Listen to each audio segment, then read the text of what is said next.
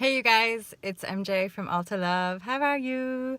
I felt inspired to talk about integrity and I guess what it means on many different levels.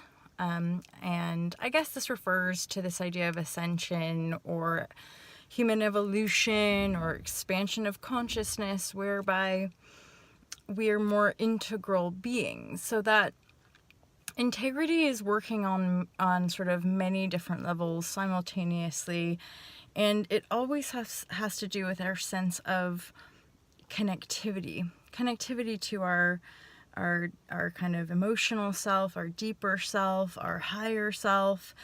And then that connection is what ultimately yokes this sort of eternal life elixir, this presence that we can engage with that makes our reality more expansive, more fluid, more malleable, and ultimately more enjoyable from within ourselves, because we understand that as we continue to undergo this process, we are given greater access to grace and kind of a potent sense of love as well. And it really is from that sense of self-love that we continue to have the power within the light of our awareness to integrate our darkness, our shadow, our distortions, as I like to call them, our densities, and then that process from within us as individuals is ultimately what ripples out and expands this evolution of consciousness outside of us. It's always one unified experience, even though so often it would appear to be separate or compartmentalized or something. Everything that we're experiencing somehow is within our own sort of vortexual creation. And once we really drop into that, that's when there's sort of no turning back, because we recognize that the perspective that we're seeing is really a perspective that we're connecting to from within ourselves. It's like this perpetual dialogue with Source about what we're wanting, desiring to see, and or what we're ready to see, what we're ready to contain and hold from within ourselves. That, again, the way we can stay pretty detached about the experience itself is that we are one field. And so oftentimes when we're feeling really isolated, we can feel that, and yet the truth is, when we're really dropped into that emotional body and we're able to just stay present with densities, darkness, dark projections, ickiness, discomfort, we're actually assisting in that greater awakening by clearing those densities from within our own energetic field. So, and it's not about any kind of grandiosity, and increasingly so I'm experiencing that, because this idea of an ego kind of continues to get wiped clean, because your own experience really does merge with a sort of expanded experience, a unified field of creation. And yet within that expansion there's this integrity that's undeniable, and the more you practice staying connected to that integrity, the more it really guides you on the path. And you recognize that all this emotional experiences is really just the awakening itself. It's remembering who you are. It's remembering that your electrical field is connected to the entire electrical field, and everything you're seeing is part of your own vibrational vortex and your perception. And we're all these unique, fascinated creators. And we've created this collective story of planet Earth, right? And that through the contrast that we navigate within our own consciousness, we can continue to create something better and better and better. That's, I guess, really the idea of evolution in and of itself, is the fact that we're growing and expanding. And if evolution really is the idea that we do get better, we do get more crafty and intelligent and wise and more grounded here, because we're learning and expanding. So it's always a beautiful, wonderful thing. It's just such a shift in our perspective that the initial phase of the awakening can be really uncomfortable, because we've been disconnected from that emotional body for so long, right?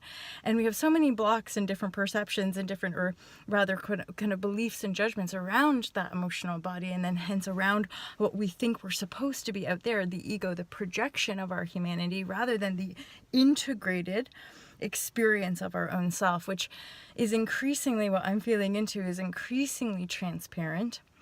And this is the idea that the veils have been lifted, that the old structures of separation and division are crumbling, are collapsing, and that we as beings in that unified state are continuing to feel this expansion in a really wild way, because of the integration, because we're so feeling in our integrity as beings and as the creators of the world that we're creating. And so we know continuously that facing those uncomfortable parts in ourselves, or sitting with those uncomfortable things that come up for us, is just par for the course, and we don't have to run away from it, and we don't have to lie about it, we don't have to shame it.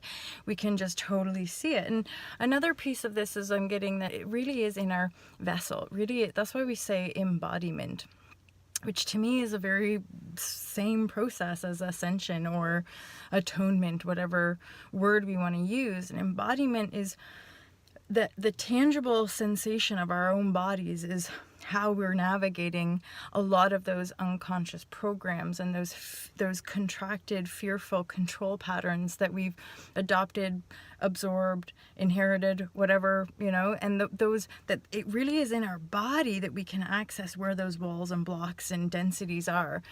And again, the simplicity is just sitting with it, being with the discomfort and the projection and like the idea that, we are the creators. And so whatever it is that we've created that doesn't align with the truth of what we know we are inside, then we have to keep sitting with that discomfort, that density, that feeling, and basically love it away, love it in the knowing of your truth and in your creatorship, right? Love it in the knowing of your integrity, which is just really in your body fully, present with whatever is, in your heart fully connected to your dreams, your purest dreams that really do uphold the good of all, in service to all, in essence.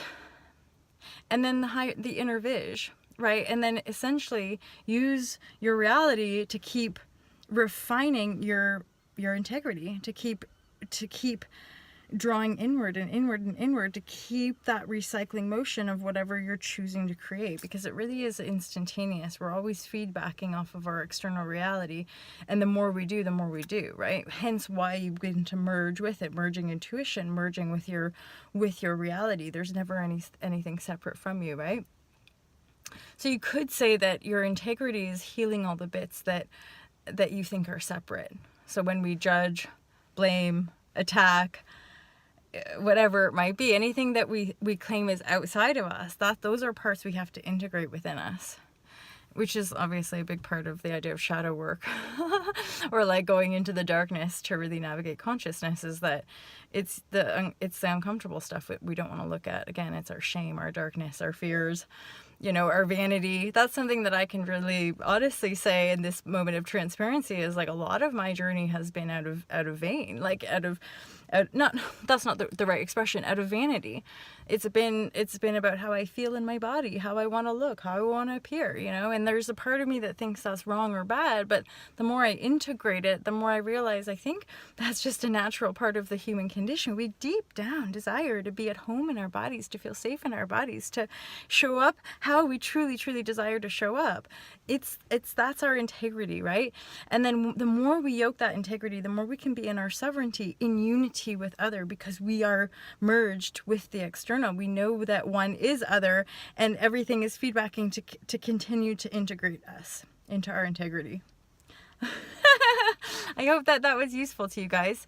I'm heading back to the city today, and a few things planned. Some last parts of the shit with the full moon. So true. Me too. Fully lying there, fully in the shit.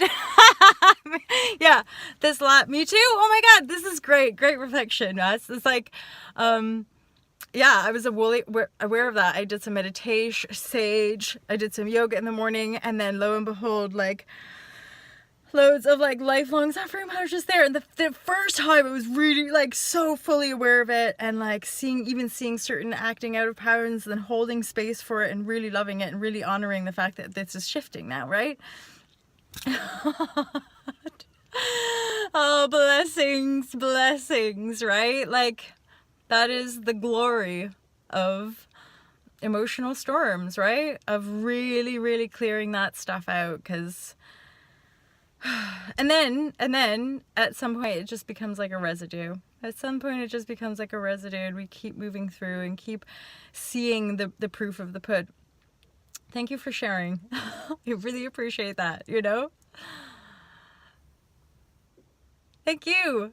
Oh, have a gorgeous day wherever you are on this new cycle, this new day, right? We've just shone light on more shit that we're ready to say goodbye to, and now we get to move forward in ever expansive and illuminated ways, which is like the juice of life. So let us continue to reflect one another in love and grace. Fisha, have a gorgeous day. I hope that was useful somehow, maybe even a little entertaining. I don't know, but it's always nice to be here with you guys. Have a gorgeous day. I'll speak to you soon. Peace out, much love and much integrity for you. Hey, bye-bye. Have a good day, y'all.